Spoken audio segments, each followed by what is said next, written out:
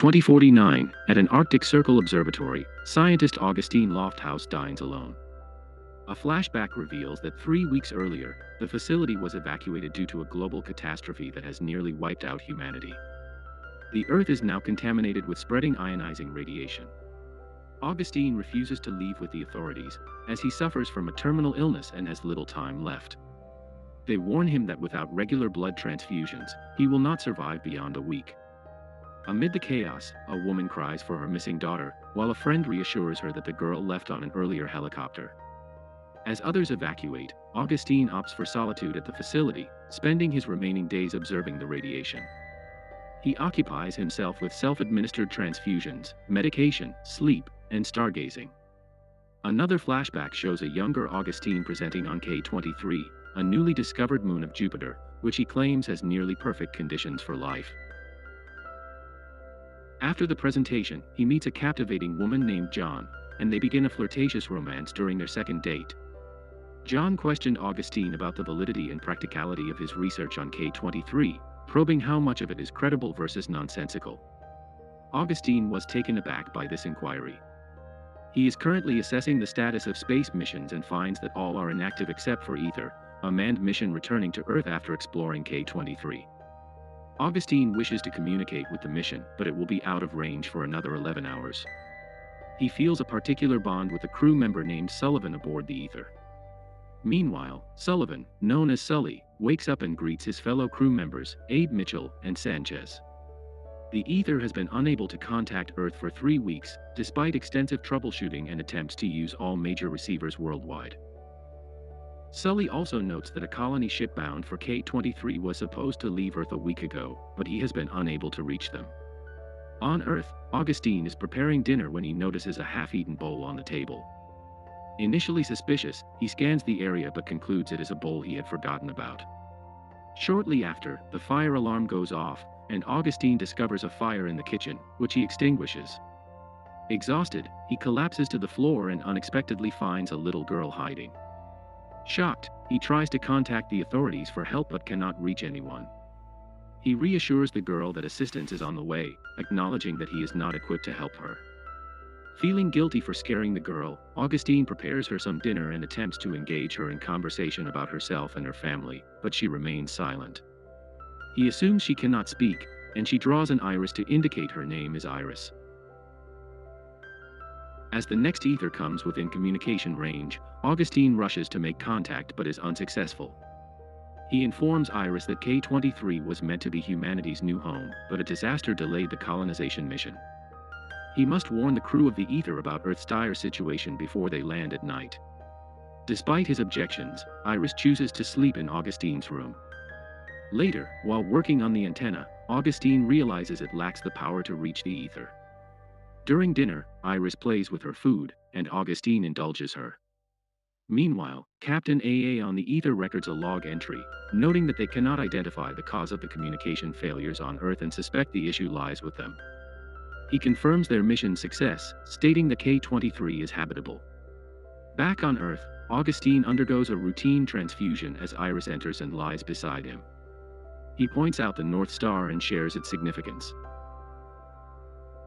A flashback shows a younger Augustine at work when Jean arrives, asking why he did not answer her call. He replies without looking at her, saying he was busy. Hurt, she hides her feelings and reassures him that her earlier concern about pregnancy was a false alarm. Augustine remains silent as Jean, in tears, expresses her understanding of his desire to explore and bring hope, lamenting that he is neglecting his own life. In the present, Augustine realizes that ionizing radiation has reached the observatory faster than he expected. He discovers another facility further north, functioning as a weather station with a powerful antenna capable of contacting the Ether. Despite the challenging journey, it is Augustine's only chance to reach the Ether and potentially rescue Iris. He prepares by packing his transfusion machine and essential supplies, donning protective gear for both himself and Iris before they depart. Meanwhile, aboard the Ether, crew member Maya is engaged in a memory through holographic technology when Sans arrives and watches her with interest. She recounts stories about her friends from that memory. Elsewhere on the ship, Mitchell watches a romantic film, missing his wife, while Sully and Abe play cards. Suddenly, an alarm sounds, signaling a navigation problem that has caused the ship to veer off course. The crew rushes to chart a new route back to Earth, but this path takes them through uncharted areas, leaving them uncertain of what lies ahead. Aide stresses that, without communication with Earth, they must continue on this course.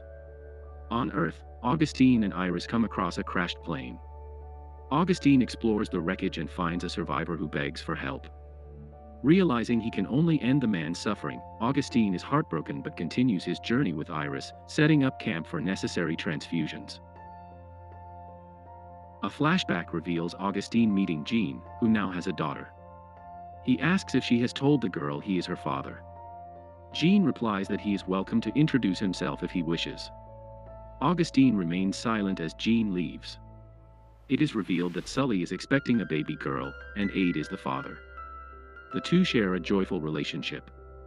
Meanwhile, back on Earth, Augustine and Iris are navigating through a storm when Iris points out some silhouettes in the distance, which turn out to be camps. Augustine decides they should spend the night there. During the night, he expresses a desire for Iris to share more about herself while she is preoccupied with drawing a woman's face.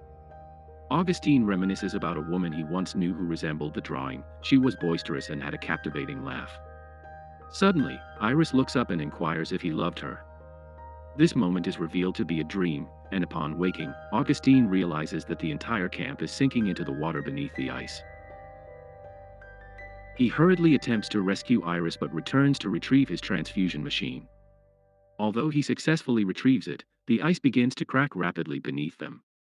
As Augustine tries to start the snowmobile, the ice gives way, causing him to plunge into the frigid water. Underwater, he loses the transfusion machine, which sinks beyond his reach.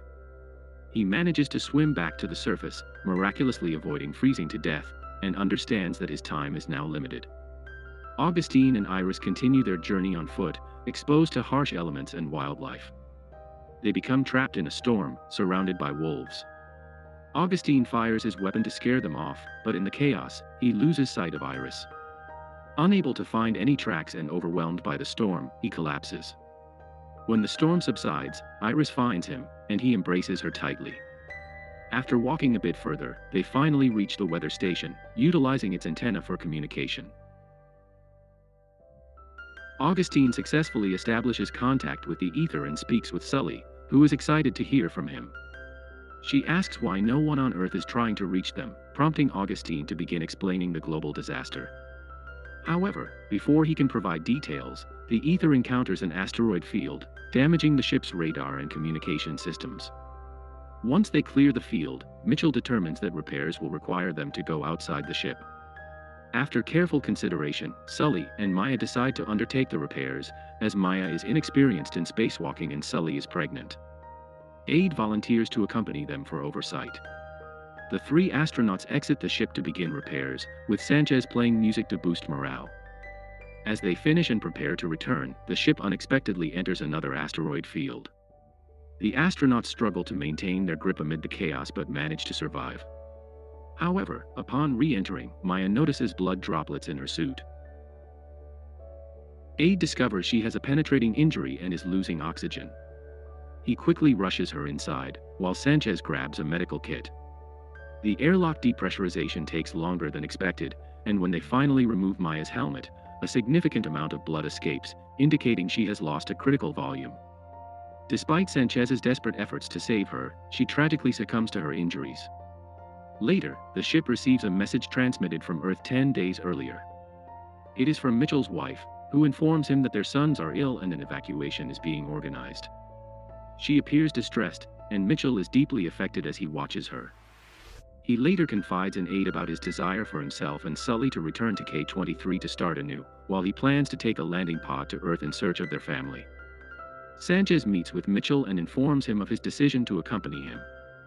He expresses his desire to return Maya's body to Earth for burial. During their conversation, he shares a personal story about his daughter, who passed away at a young age and would be around Maya's age today. This connection is why he has always viewed Maya as a daughter. As Sanchez and Mitchell make their way to Earth, Sully reaches out to Augustine to express her gratitude for his contributions, including the discovery of K-23. She reveals that he inspired her to pursue a career in science, having worked with her mother, Jean Sullivan, and gifted her a moon rock in the past. It is then disclosed that Sully is Augustine's daughter. She addresses him as Dr. Lofthouse, to which he responds by asking her to call him Augustine. She then introduces herself as Iris, to which he acknowledges, revealing that the young girl he has been seeing is a hallucination of his daughter. Augustine requests Iris to describe K23, and as she narrates her experience, he envisions himself on the planet alongside the young version of Iris. Eventually, communication is lost, leaving Iris and AD alone. They embark on their lengthy journey back to K23, where they are expected to somehow initiate the continuation of the human race, despite the impracticality of the Adam and Eve model for species propagation. If you enjoyed this video, don't be shy to hit the like button, and if you disliked it, hit the dislike button twice, just to be sure.